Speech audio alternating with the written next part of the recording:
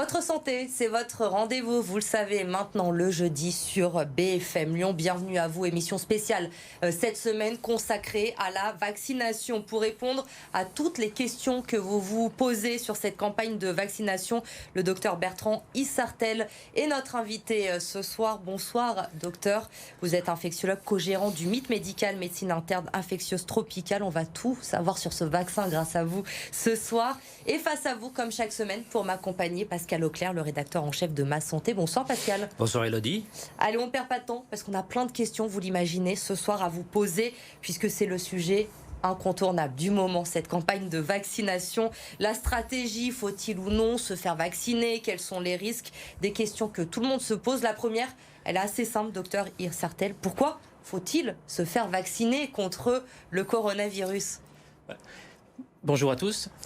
Effectivement, je pense que la question devrait à peine se poser. Je pense que tout le monde a bien conscience de l'importance de l'impact de l'épidémie, tant au niveau personnel. Je pense que chaque famille a pu être touchée. Au niveau individuel, les gens qui ont été malades savent que c'est quand même une maladie qui est assez fatigante, astreignante, qui peut durer plusieurs semaines, même à des âges pas forcément extrêmes de la vie. Il y a un impact important, bien évidemment, chez nos aînés, et que nous, dans les services, on voit mourir tous les jours. Hein. Donc c'est une vraie maladie, contrairement à ce qu'a pu dire certains. Ce n'est pas qu'une grippette. Donc je dirais que ce n'est pas qu'une grippette. Il n'y a pas eu qu'une vague. C'était une des questions que vous m'aviez posées la dernière fois, donc on constate que c'est loin d'être fini. Donc si on veut que ça se finisse, une des seules solutions aujourd'hui, une solution finalement sûre, connue depuis longtemps, c'est la vaccination. Alors, le vaccin fait peur dans toute une frange de la population. Il y a beaucoup de questions qui se posent. On entend dire beaucoup de choses, beaucoup de bêtises aussi, il faut bien le reconnaître. Et notamment, on entend dire souvent, où on nous pose la question au sein du groupe Ma Santé, que l'on inocule un tout petit morceau du virus de la Covid-19. Est-ce que c'est exact ? Alors, pour replacer un tout petit peu, je dirais, effectivement, c'est normal d'avoir peur des thérapeutiques. Hein, toute thérapeutique peut avoir des effets secondaires. Donc, c'est quelque chose de normal. Nous sommes donc responsables d'un centre de vaccination international. Nous vaccinons à peu près 12 000 personnes par an. Donc, on sait que les gens ont peur de la vaccination. On le voit tous les jours pour différentes raisons. Effectivement, la crainte de l'inoculation, hein, la crainte de la piqûre, mais qui va finalement avec l'inoculation.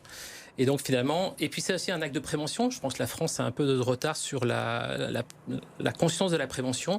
On a du mal à se dire que je vais faire quelque chose pour prévenir une éventuelle maladie. Tant qu'on n'est pas malade, on est bien content.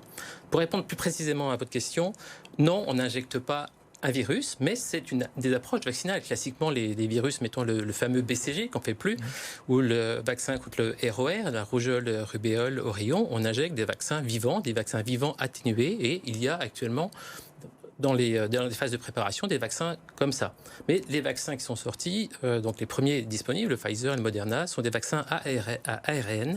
Donc il ne faut pas avoir peur, parce que finalement, je dirais que c'est des vaccins bio, parce que finalement on injecte simplement ce que fait lui-même le virus, c'est-à-dire du matériel génétique qui va permettre à notre système, à notre cellule, à nous, comme pour le virus, de fabriquer une structure, ce qu'on appelle un antigène, qui va provoquer la réponse.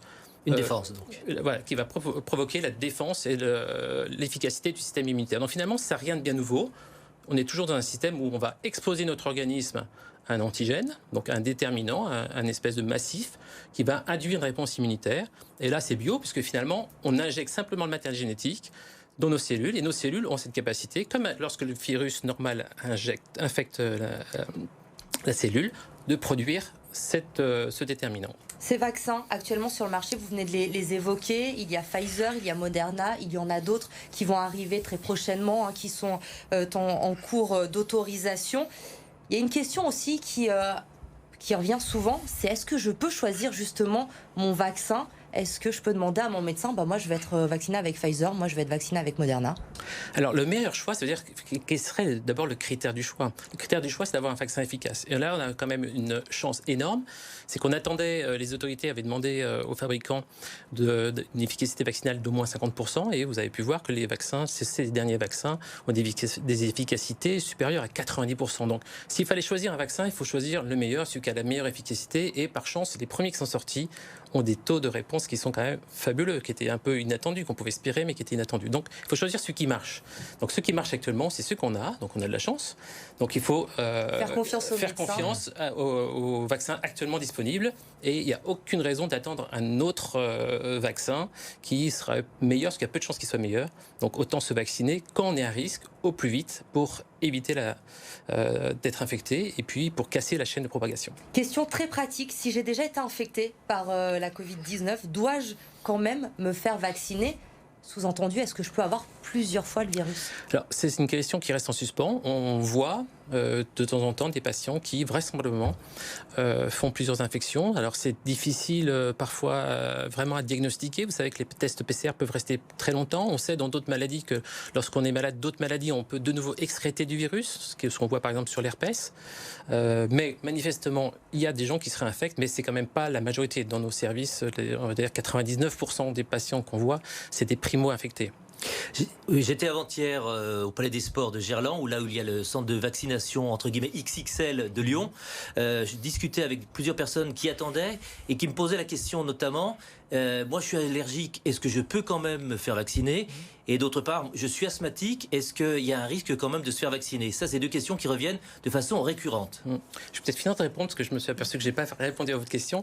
Donc, il n'y a pas de contre-indication à se faire vacciner lorsqu'on a déjà fait le Covid. Les études montrent actuellement qu'à ce moment-là, qu'on a une immunité naturelle dans la plupart du temps qui dure de 8 à 12 mois. Donc, il n'y a pas d'urgence, il faut laisser les places. On n'est pas prioritaire. Voilà, il faut laisser les places à les gens qui ne l'ont pas fait. Donc, effectivement, les seules contre-indications, et finalement plutôt précaution actuellement sur ce vaccin c'est des réactions allergiques, qui ont surtout d'ailleurs été démontrées dans les phases de mise en place des vaccinations, où il y a eu quelques cas d'allergie qui sont extrêmement rares. Les antécédents allergiques, donc c'est une précaution. Pour l'instant, les sociétés d'allergologie nous proposent des guidelines pour savoir qui on peut vacciner, qui on ne peut pas vacciner. Clairement, tout ce qui est allergie de contact, les allergies à la plupart des médicaments, enfin, les allergies aux hyménoptères, la plupart des allergies classiques rapportées ne sont pas des contre-indications. Vous posiez la question de l'asthme. L'asthme, voilà. L'asthme, bien évidemment, c'est pas une contre-indication. L'eczéma non plus, voilà.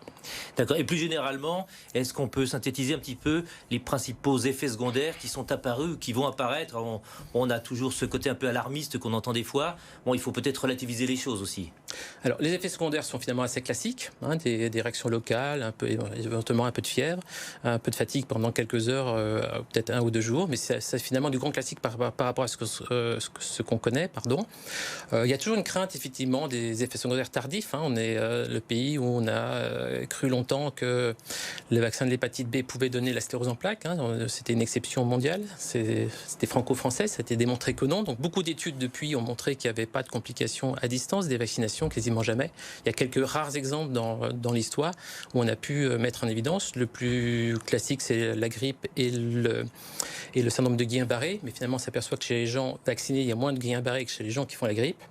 Voilà, il y a quelques rares exemples. Donc finalement, cette crainte est légitime comme toute crainte, quelque part. Mais il faut assurer. Mais finalement, dans l'histoire de la vaccination, contrairement à ce que les gens pensent, il y a très peu d'exemples de complications très à distance, exceptionnelles comme ça, de la vaccination. Le vaccin, donc il faut être rassurant. Le vaccin, il empêche aujourd'hui la transmission du virus ? Alors, c'est effectivement quelque chose qui est largement discuté. Pourquoi ? Parce que ça n'a pas été montré dans les études, ça n'a pas été étudié. Pour pouvoir le montrer, il fallait finalement tester, faire des PCR, des recherches par PCR à tous les patients qui avaient été vaccinés pour voir si effectivement ils étaient positifs. Ça n'a pas été fait. Il y a quand même, sur l'étude Moderna, où il y a eu un test PCR avant la 2e dose, ils ont quand même montré qu'il y avait moins de PCR positifs avant la 2e dose chez les gens qui avaient été vaccinés. Donc, et après, dans l'histoire des maladies infectieuses, habituellement, quand on ne fait pas la maladie, on n'est pas ou très peu contagieux. Donc, de toute façon, même si on ne peut pas répondre complètement à la question, parce qu'il n'y a pas d'études pour l'instant qui y répondent, on peut être très rassurant là-dessus. Vous l'avez dit, on a peu de recul pour l'instant sur ce virus et sur les effets secondaires éventuels. Est-ce que par rapport à la contamination et surtout au fait de pouvoir immuniser, on a déjà quelques éléments ? Est-ce qu'on sait concrètement combien de temps on va être immunisé avec ce vaccin ? Pour l'instant, non. C'est l'avenir qui nous le dira. Et puis, il y a beaucoup de paramètres. On entend beaucoup parler des variants actuellement. Donc, un des risques d'échappement dans le temps, dans peut-être 12 mois, 24 mois au vaccin actuellement, en tout cas aux gens qui sont vaccinés avec le vaccin actuel, ça sera peut-être aussi simplement du fait que le virus aura changé. Finalement, aujourd'hui, on ne sait pas si le vaccin actuel protège contre les variants qui apparaissent. Alors actuellement, ce qu'on sait, c'est ça a été testé. Les vaccins actuels protègent contre le variant anglais. Il y a un peu plus d'interrogations, en tout cas, sur la qualité de la protection sur le variant sud-africain. Et dans l'histoire naturelle du virus, de toute façon, plus il va muter, plus il va se modifier, plus effectivement l'arme qu'on aura mis en place aujourd'hui risquera d'être inefficace. Mais là encore, l'avantage du vaccin à ARN, c'est qu'il peut très rapidement être modifié, parce qu'on modifie la séquence et on fait fabriquer la protéine du nouveau variant. Donc c'est une chance d'avoir ces vaccins à ARN. Bon, vous nous avez dit beaucoup de choses sur le vaccin. Rassurez-nous, est-ce qu'un jour on va retrouver une vie normale? Quand est-ce qu'on va retrouver cette vie normale? Bref, quand est-ce que le vaccin va vraiment produire ses effets et qu'on va, de façon collective, retrouver cette vie qui nous manque tant? Alors je ne suis pas épidémiologiste et c'est très compliqué, mais enfin il y en a qui se sont lancés un petit peu, il y en a pour plusieurs mois malheureusement. On peut espérer qu'en fin d'année, entre l'immunité collective liée à la maladie et les gros efforts faits sur la vaccination, on puisse espérer en tout cas d'avoir un impact beaucoup moins important qu'aujourd'hui. Une dernière question, on n'a plus beaucoup de temps, alors je vais vous dire un pour ou un contre, on ne va pas trop développer. Aujourd'hui, votre consoeur Odile Launay, infectiologue, parlait du confinement, on en parle beaucoup en ce moment. Elle préconise un confinement, mais seulement des personnes à risque. Vous seriez pour ou contre cette solution? Je pense que c'est pas suffisant. On l'a montré, l'épidémie en fait s'arrête pas aux personnes à risque. Donc... ça suffirait pas pour limiter cette propagation du virus. Effectivement, en théorie, on se dit qu'il suffit de pas rencontrer ses parents et des personnes à risque, mais dans la vraie vie, c'est pas possible. Merci beaucoup, docteur, d'avoir pris du temps pour répondre à toutes ces questions. Merci Pascal, on se retrouve la semaine prochaine. Et vous restez avec nous, l'info se poursuit sur BFM Lyon. Très bonne soirée.